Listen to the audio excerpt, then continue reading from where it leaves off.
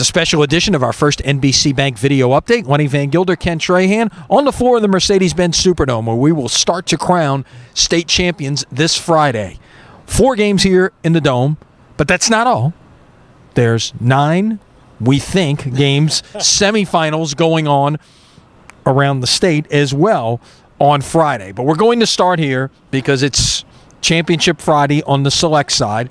It's going to be a long day of football. I know you're looking forward to seeing 4 state championship games on Friday. Let's start in Division 4, where the one area where seeds really haven't held. We've got the 4 against the 6, St. Mary against Southern Lab. Well, St. Mary has proven that their undefeated record was, in fact, justifiable by performing extremely well in the playoffs. A lot of people question whether they'd played a tough enough schedule. They hadn't been there before. Well, they've proven that they belong here. Outstanding season, great job, undefeated, and the higher seed. Southern Labs, the 6, and of course the Kittens have played a monstrous schedule. As I suggested before the playoffs started, I like them to win this division, and I still do, although I think St. Mary's has certainly proven itself to be worthy. But this ought to be a good start to it at 10 in the morning, unfortunately, to be playing at that time of the day on a Friday. That's part of the deal, but here we go, and I like Southern Lab. The 1:30 game, Division 3. You'll have it on WRBH 88.3 FM. It's Riverside Academy getting back to the Dome for the first time in 15 years, and they will take on Notre Dame Crowley. And many people feel this is the best matchup of the entire Classic, no matter what happens on the non-select side, because you got 2 monstrous teams and programs. This has been coming for 4 years for Riverside. Bill Stubbs has built this from a freshman class to a senior class with great athletes, and now they have the size to match. And last year they found out what it was like to compete at the highest level when they went to Calvary Baptist in the semifinals and got beat. This year, Notre Dame took care of Calvary Baptist, and here's Notre Dame with a Hall of Fame coach and Louis Cook undefeated with a defense that's unreal, giving up less than 4 points a game all season long. I don't know that they faced an offense like this.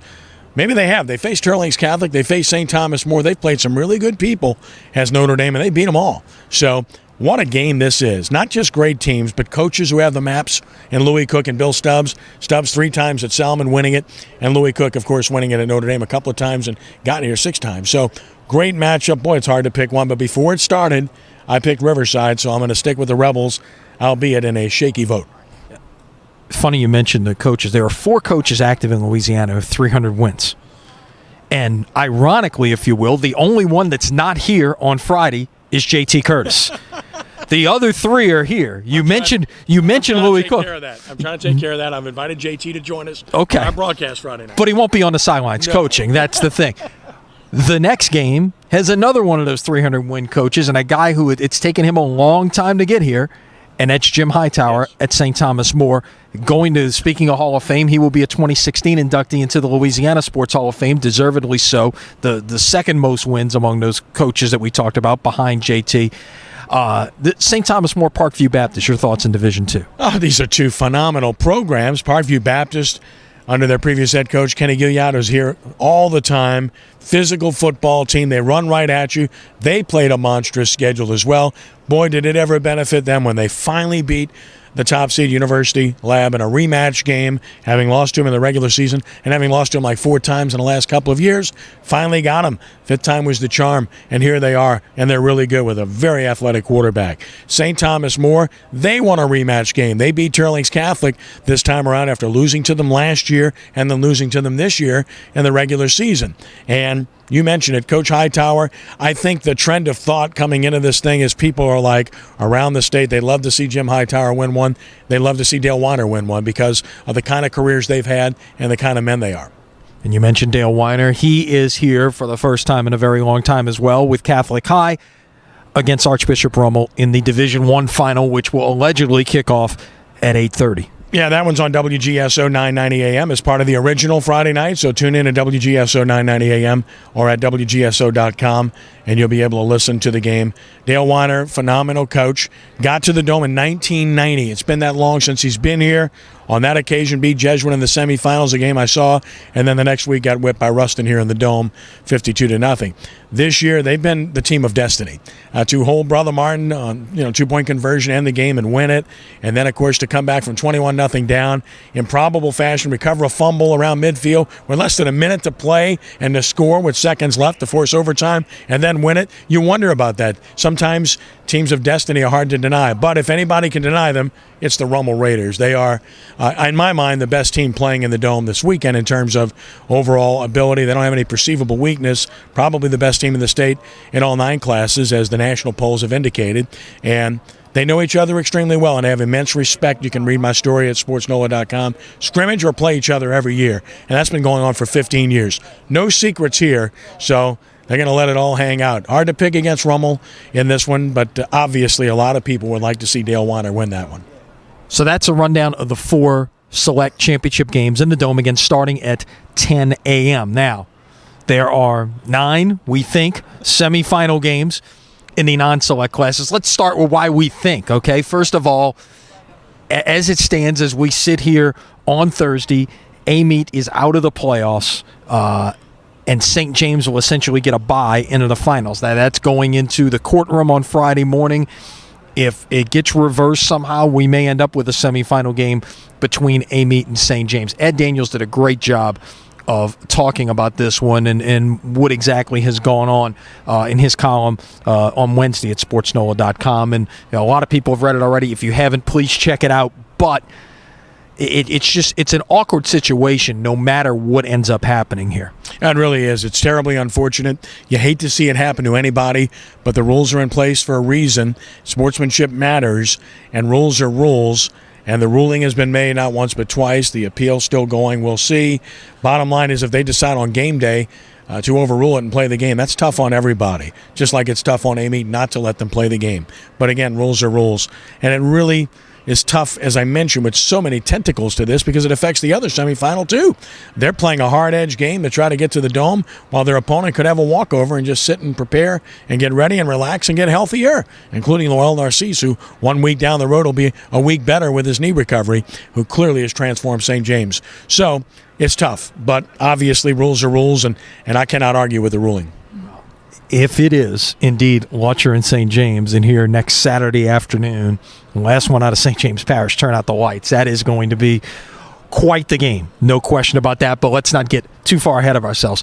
Let's look at 5A. Make our way back through the rest of them. The game of local interest, of course, Mandeville John Ehret at Hoss Memphis. One of those teams knows they are going to be playing in the feature game here next Saturday night, and they are looking on the other side at either Parkway or Zachary. Yeah, and of course, Ehret and Mandeville have recent history. Met in 2013 in the first round. Ehret shocked Mandeville, winning in the fourth quarter, and then met in 2007 when Corey Lambert was the offensive coordinator under Billy North. So they've seen each other in recent years, and Coach Guy LeCompte's a tremendous coach. He tried to downplay that, but I'm sure he remembers very well since he was the coach on both occasions. Ehret's playing stifling defense right now, and they're going to play 3 quarterbacks. That's what they did last week. Mandeville's got Orgeron. Enough said. They're really good, and their defense is playing better, and they beat some really good teams to get here. Dandy game. We're insured of a local team making the Dome. Yeah, that was a crazy game in 2013. Ehret scored 2 touchdowns in the last minute to win that game. So let's look ahead now to Class 4A. And again, a lot of local interest in this bracket as well, although you've got that number 1 seed lurking in Monroe. Neville will be at home, and you've got to make them the favorite to end up here. A great job by Tony Hull to get Warren Easton back here with all the people he lost to graduation.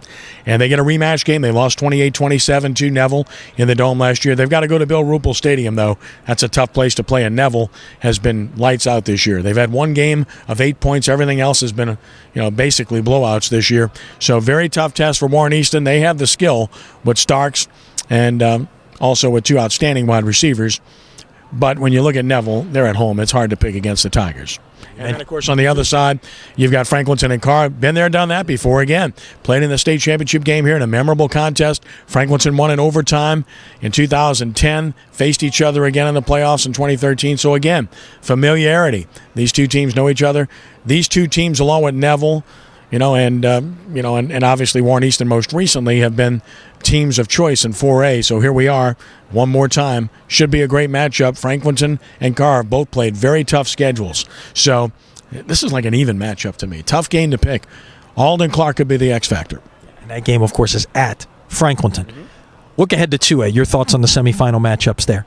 Well, I mean, listen, when you look at 2A, all I can do is kind of think about, what's happened on the other side, because I truly believe that the other side, the select side, has all the best teams in this particular class.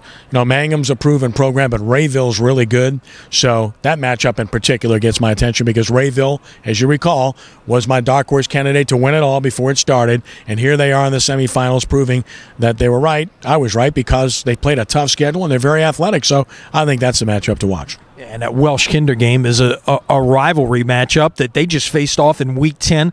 They normally have a parade in the regular season when these two get together. I'm not sure there'll be much parading Friday night, but obviously a lot of familiarity in that one as well. Yeah, and listen, great teams.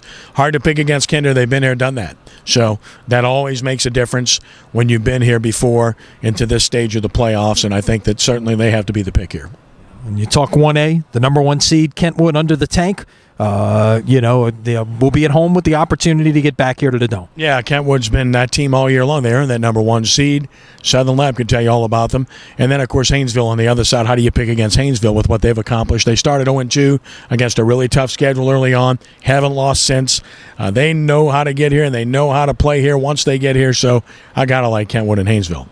Be a lot of fun to watch. So, again, 4 games here in the Dome starting at 10 a.m. If you're a high school football fan, get on out here or get to one of those semifinal games. There's no better place to be at this time of year. Ken, enjoy the weekend. Will do, Lenny. Thank you. And that's our special edition of the first NBC Bank video update. Be right here in the Dome on Friday with coverage wall-to-wall at sportsnola.com.